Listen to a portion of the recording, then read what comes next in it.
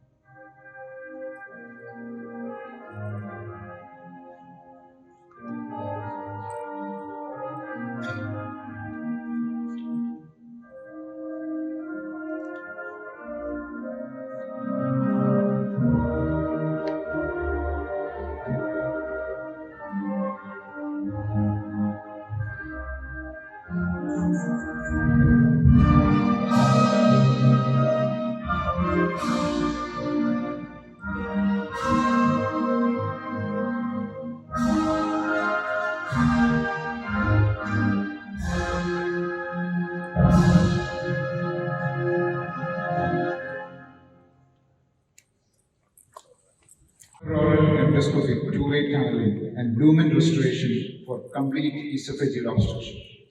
There are no relevant disclosures for all this. Complete esophageal obstruction, more than 3 cm length, is a challenge for endoscopic and surgical interventions. Peroral tunneling for restoration of esophagus, utilizing the third space techniques, can establish continuity in such cases. A 52-year-old gentleman presented with aphasia after undergoing laryngectomy for recurrent carcinoma larynx following radiation therapy. He had a pharyngocutaneous fistula in the post-op period, and feeding was being done through gastrostomy tube. Endoscopy at another hospital showed a blind dent in upper esophagus and a defect of approximately 4 cm on imaging. He was referred to us for further management. An endoscopy done at our center showed there was scarring, luminal narrowing, and complete esophageal obstruction just beyond the cricopharynx. After an MDT, the options of treatment were discussed with the patient, and including endotherapy and surgery, and the patient opted for endotherapy. The procedure was done under general anesthesia with the patient in the supine position and 2 endoscopists. After a peroral endoscopy, the gastrostomy tube was removed, a guide wire was placed through the tract, and over the guide wire, a balloon was placed. And the CRE balloon was dilated to 12 millimeters. The endoscope was passed through the stoma, into the stomach, across the GE junction, and advanced to the esophagus, and at the proximal esophagus, a complete obstruction was seen. With the scope placed close to the strictures, there was no transillumination, and the length of the stricture was found to be approximately 4.2 centimeters.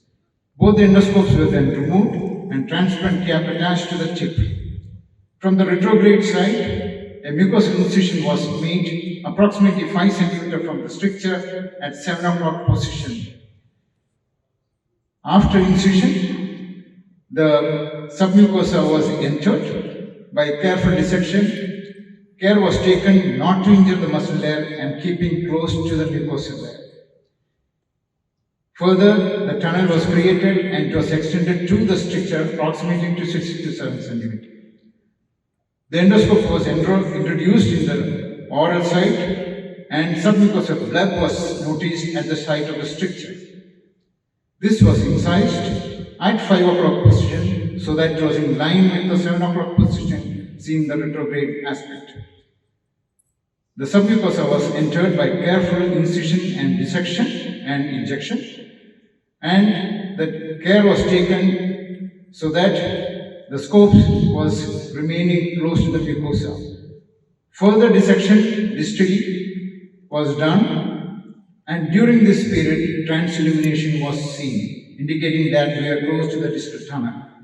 And further incision and dissection resulted in the entry into the distal tunnel. After further dissection, the continuity of the tunnel was established and guide wire was placed and it was entered into the distal esophagus, and this was monitored with the fluoroscopy as well as the scope which was kept in the distal esophagus. Over the guide wire, a fully covered self-expanding metal stent, a cervical type of esophageal stent was placed, and this was seen through the distal scope which was placed in the throat side. Peroral endoscopy showed that the proximal end of the stent was just beyond the trachopharynx.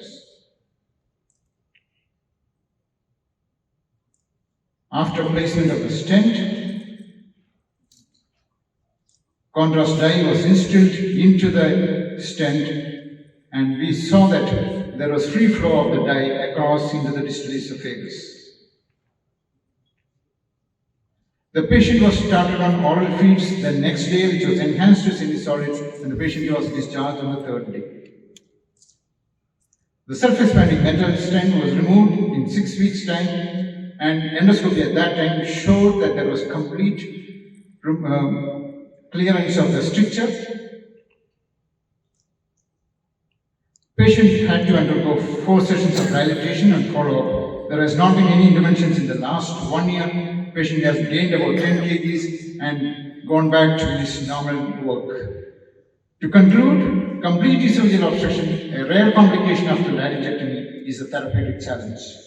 Endoscopic two-way tunneling with lumen restoration by SEMS placement is an option when obstructive segment is long. After lumen restoration, patients would require follow-up dilatation. Thank you.